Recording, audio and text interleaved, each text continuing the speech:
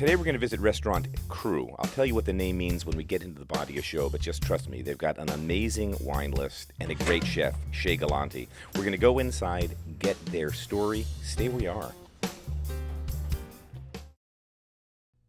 24 Fifth Avenue has been a lot of restaurants over the years, but it's never been better than it is now with CRU. And the reason is Shea Gallante, the chef.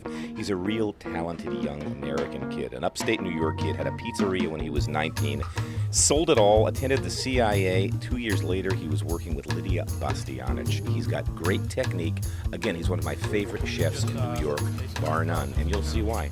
Quick braised, a little bit of stock, olive oil, shallots. My goal was always to cook Italian food. I wanted a little more diversity and a little more upscale quality to it. So, I sought out to what I felt was the best Italian food at the time, and that kind of guided me to Lydia, where I. Lydia's great, yeah, man. People talk to me about TV people. Lydia's the real deal. She's a great, great chef. It's true. And what you see is like there's no second takes. There's no edit. I mean, it's like when you see her cooking on TV, you just watch.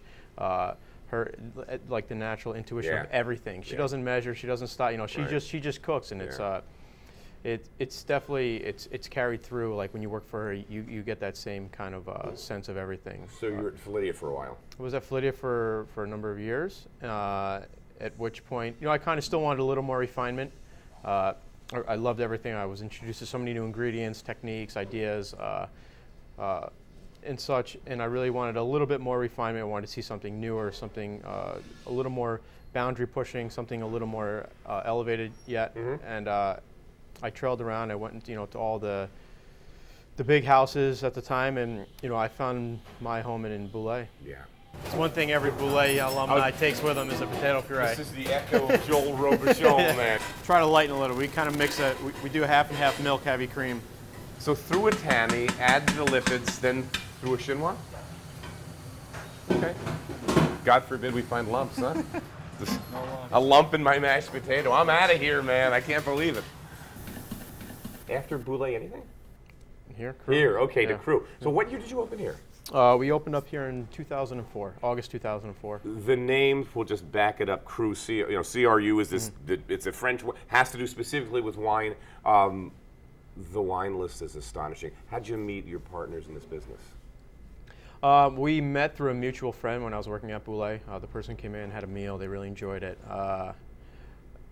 At which time he kind of told them, who I was and this and that, and they thought that maybe they had another project down the pipeline. And then the following people came in. We had a few meals and kind of a brief meeting. Kind of was still helping David do some away games and some private events and such.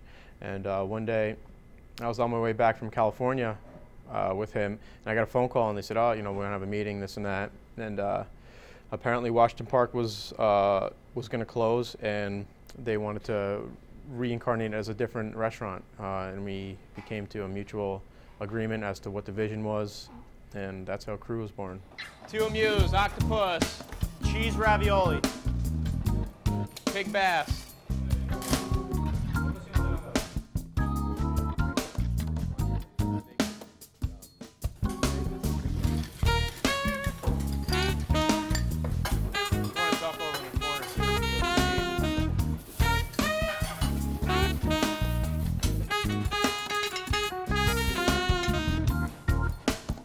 This is the basil puree, basil coulis, the marinated eggplant with tossed with fava beans, and on the top is a tomato ragu with roasted Roma tomatoes with some pickled ram stems, and just gets garnished with some micro basil. This is the the cabbage, Savoy cabbage blanched, brandade. And he's going to put the sausage, the roasted spring onion, and sautéed cauliflower, and then top it again with cabbage to make the lasagna, quote unquote. Caraway foam. What are you poaching it in? Half olive oil, half duck fat. Right? What the heck? Yeah. Talk a bit about what drives your food, what you're cooking, how in your words. In my words, the main focus is my audience, product, and execution, for sure. Those three things. The accumulation of those three things is what you see on the plate. what I like about it, there's guys like Wiley, that's Ferrand School who are and Wiley's the best proponent I think of in the city of this. But you're not there, but yet you're sort of on that modern cusp, but able to keep things recognizable, let the flavors come through. I mean, you're obviously a market-driven guy. Yes. How often do you change the menu? It's constantly evolving, throughout the seasons, but we definitely basically 4 to 6 overhauls throughout the year. It's gorgeous food, and the steak was the ribeye. Yep. It's kind of like grand mire. It's parsnips as opposed to potatoes, some cipollini onion, and then it sits on top some roasted Brussels sprouts. And the 5th generation Robuchon potato puree. Yeah, that's right. Just beautiful, beautiful plate of food. One of the things that I kind of focus on is I try not to have repetition. I'm just not the guy that wants asparagus on 4 different dishes, right. And I try to keep everything kind of unique to its own place on the menu, and I just try to keep the repetition down. So this is a quote-unquote bacon salad. It's a braised pork belly where the skin's crisped up. It sits atop a salad of roasted baby beets with muscat grapes and just a love of aioli. It gets coated with some grated Parmesan cheese. Let me grab something for you. If you're a wine person, the name CRU is kind of a giveaway. It's all about wine, it's all about terroir, it's all about the regions, and this is arguably, with Veritas and a few other restaurants, the deepest cellar in New York City. How deep? Well, they've got 2 huge wine books. One's just for red, and one's just for white. Well, let's go see. Oh, don't move that much.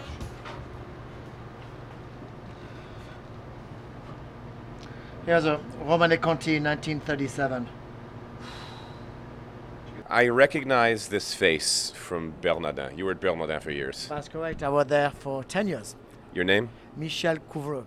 He said that because I can't pronounce his last name. I'll be honest with you. It's a tough last name. So Bernardin, fabulous restaurant, love it. Remember when it opened with Repair and La Cause, and they're doing still an amazing job. I mean, Eric Repair is just super, great New York restaurant. But you're here now with this wine cellar. What's this like?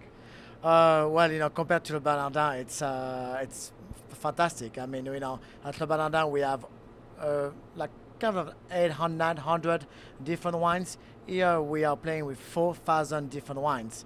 So it's amazing wine cellar.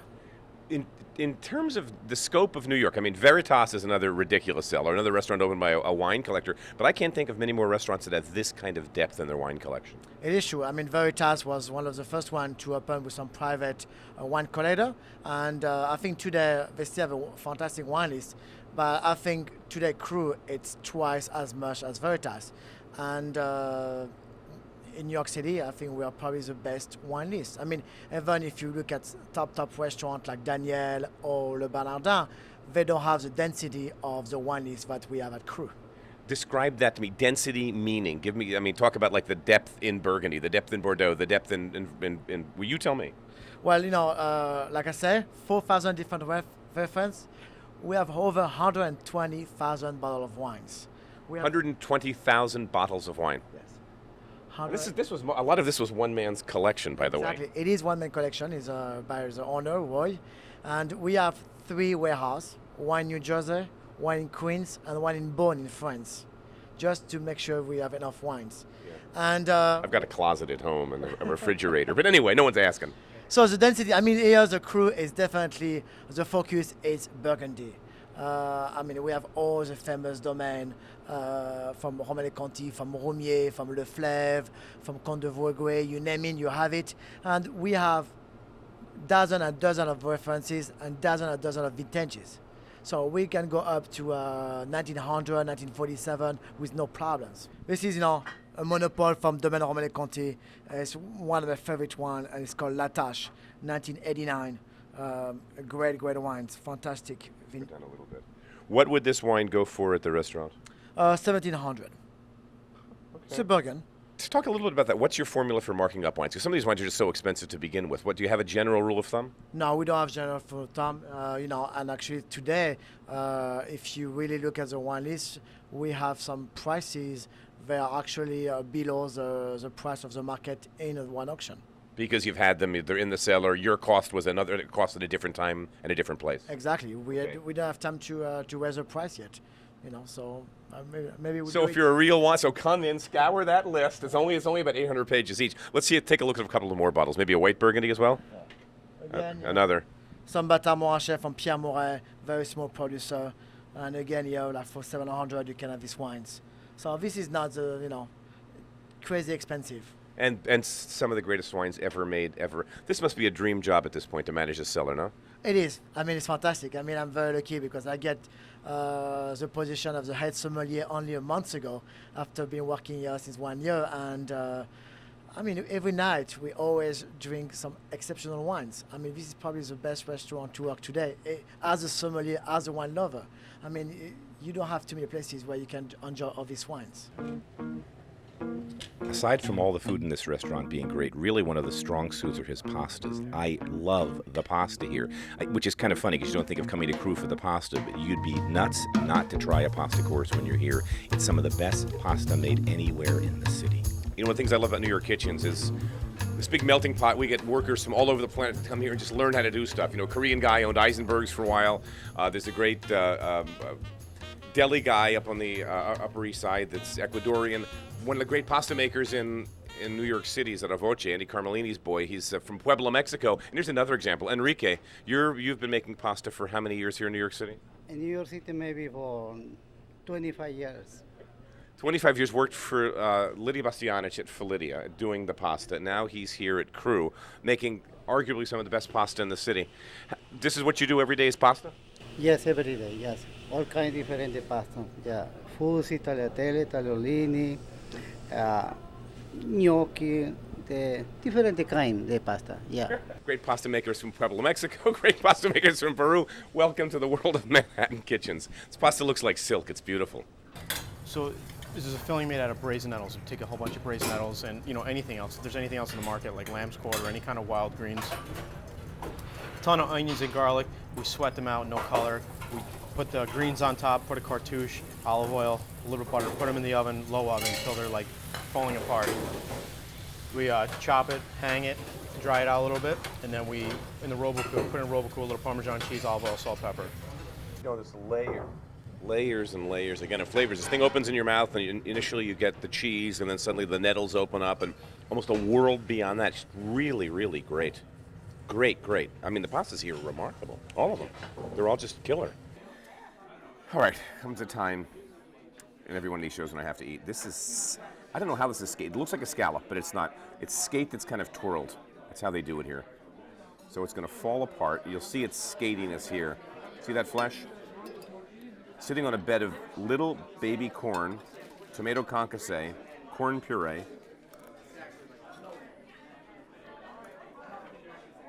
yuzu juice. You saw in the kitchen, I think one of the things that makes this restaurant so great, not this ridiculous presentation with lots of stuff going on the plate, but there are lots of things going on the plate. There's lots of flavors and lots of layers, but they all make sense. And in your mouth, in the palate, it's clean. What Shea has right that so many chefs get wrong is balance and that finesse degree of finding things that work on the plate together, not overkilling it, not overselling it, but just getting that harmony. Harmony. That's the word I'm looking for. Wonderful. This just like the food we tasted in the kitchen. Again, so this is skate twirled, kind of looks like a scallop when it gets here. And skate's a really kind of aggressive meat anyway with fava beans, corn puree. You can see that. It's just and there's some kind of smoked pork in here too. Oh, like bacon. Get me off camera so I can just get a straw and get this thing going. This is great. Great restaurant crew. Maybe one more course if I can hold up being on camera for that long, but if not, sayonara. But I think he'll be back for one more course. Salute. Del mi venve loading. All right. Poulard. This is the breast of a big fat chicken that has large breasts, called a poulard. It's sous vide, so it's à point. It's medium cooked, very buttery. But what it's set over, the reason I'm ordering this is because it's set over a bed of spätzle with wood ear mushrooms. The spätzle's made actually with bacon, and it's sautéed with smoked pork, and it's just, all right, I've got to eat the poulade first. Potato puree, of course, we saw that in the kitchen. Can you see that? I don't know if the lighting's not perfectly, just almost translucent, perfectly medium. I mean, you can eat this medium. You can't eat anything past. It's like butter. And it's like butter. It dissolved. It literally dissolved. Whoops. Then underneath the spätzle, smoky spätzle with pork, mushrooms, chicken liver. I was eating this out of the pans in the kitchen. When I was by the pot sink. When we were going to the pot sink, I was scooping stuff out because, you know, what the heck. I can smell it from here. Oh. Smoky, chewy, nubbly. This is like butter. That's chewy. This is why I love this place. This is the kind of balance I like in food. Texture, flavor, harmony, contrast at work, perfect tonality. A lot of musical stuff here, but you know what I'm saying? That's me. I'm signing off in about 2 seconds here. Great food. The restaurant's crew, the chef Shea Gallante, the crew are great. Huh? The wine. Oh yeah, salute, the wine. This is a Burgundy. We had a really great Burgundy earlier. You missed a few courses. Excuse us. You know, when we relax, we forget to film. A lovely Burgundy, the poulade, the pomme courtesy. This is Joel Robuchon through David Boulay through crew, 4th generation. This is like half butter, half potatoes. Salute.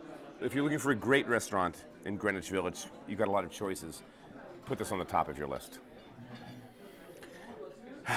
Signing off for now. I don't know what I'm going to cook after this, but we'll see.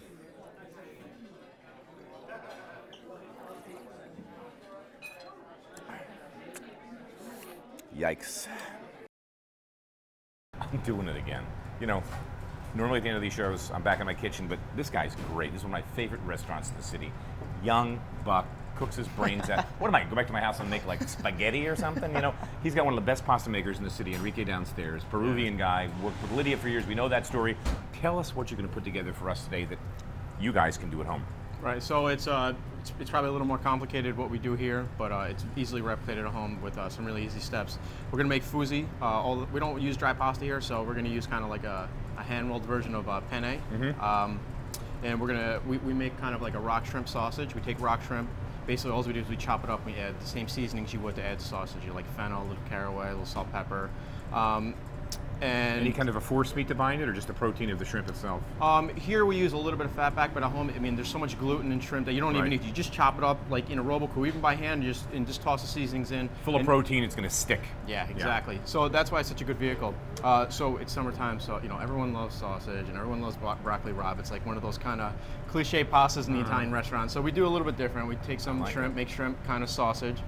We take some broccoli rabe florets, and we make a real simple kind of fresh cherry tomato sauce. They're little sun-gold tomatoes that we just roast with olive oil, garlic, salt, and pepper in the oven until they burst, and then we take them out. Their own juice, nothing else. We don't force it. Simple, clean, great flavors. Very easy, yeah. Let's go to the stoves. All right. So we're just gonna start with a little bit of canola oil. We're gonna use that. We're just gonna brown the shrimp off. We put it in there from the beginning, then we go through the whole process. It's gonna overcook it, so I like to brown it off separate and then just kind of fold it in at the end. You know, you're gonna impart the flavor, but you're not gonna overcook. It's not gonna be kind of dry and tough. So we're gonna start by making the actual pasta sauce. What I do is just add some olive oil.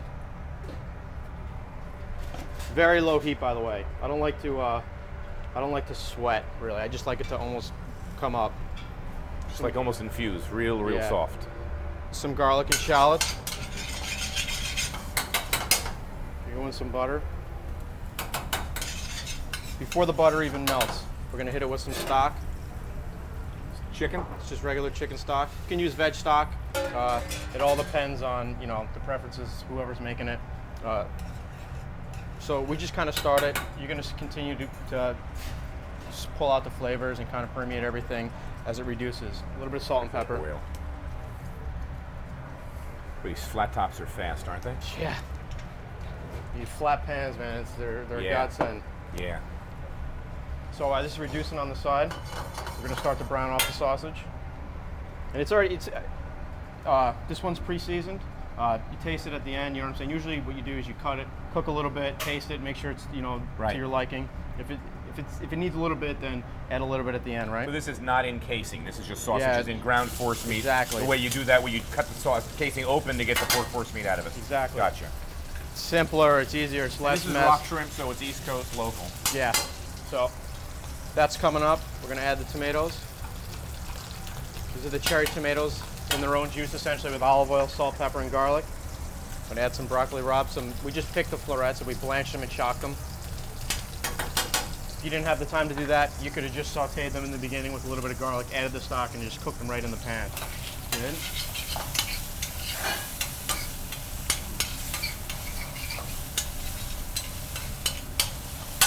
I'm just let this sit on the side for a second while we finish this up. You want the right consistency, so when you add this, add the pasta, finish it with the cheese and the Monte. It's not soup. It's gonna yeah, it's Right. not soup. You just want the right consistency so it coats the pasta. What happens to tomatoes too? You're breaking them down a little bit more. You can see a little more liquid. The color of of the jus changed when the tomatoes went in. Right. Picked up some of that orange.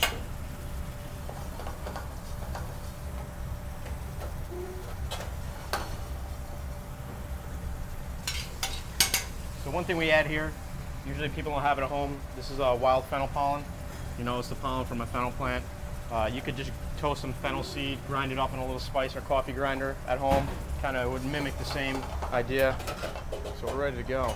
Fennel pollen, huh? Yeah, boy, fresh caught pasta just cooks so fast. Yeah. Put the pasta in. The shrimp in. Back on. You don't want to add the cheese yet because, you know, once you cook the cheese, it's going to coagulate. What's this rule some Italians have about fish and cheese? What people talk to you about that? I mean, I don't. Yeah, you know, it's kind of a no-no. People don't like it. A little bit is okay. We add just enough to kind of bind it and make a sauce. Never bothered We don't me. cheese it out. Right. Yeah, it doesn't. White pastas are. I'm a little more lenient with white pastas than like red fish, like red seafood Right, pastas. right. You know, they have a little bit of a different flavor profile. So just enough to bind it. Finish a little more extra virgin olive oil. Gotta get your lipids in there. You got your butter, your oil, your butter and your oil. That's it. Simple as that. Plate her up. Okay. Just the right, you know, this is the consistency I like. It's what I like to think that most people like. There's not sauce spooning, you know. It's all just over clinging to the pasta. It's Yeah. perfect. It's not soup. It's not. I love this idea of shrimp ground up like that too. So with the fennel, so it mocks the sausage. It's a lot lighter. You're not eating, you know, well, not there's anything wrong with pork sausage in the summer, but or any time of year. yeah, but it's gonna be considered like a diet version or something. That's it, man. It's real All right, simple. I'm grabbing the spoon. I'm sticking it in there. All right. The money shot, you know, Mecco's got to eat. This looks great.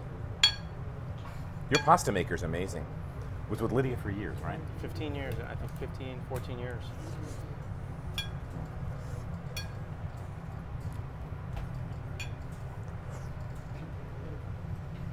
You know, your pasta.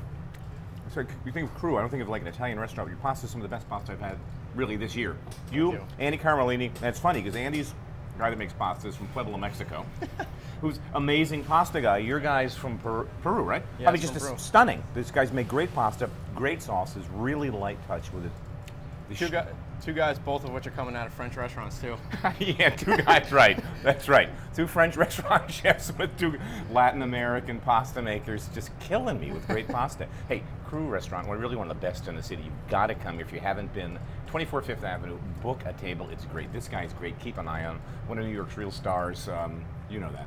Keep up the great work, Thank man. you. And it's a pleasure working with you. My Thanks, pleasure. Thanks Thank for you very much. keeping me from doing a demo. See you you. next week.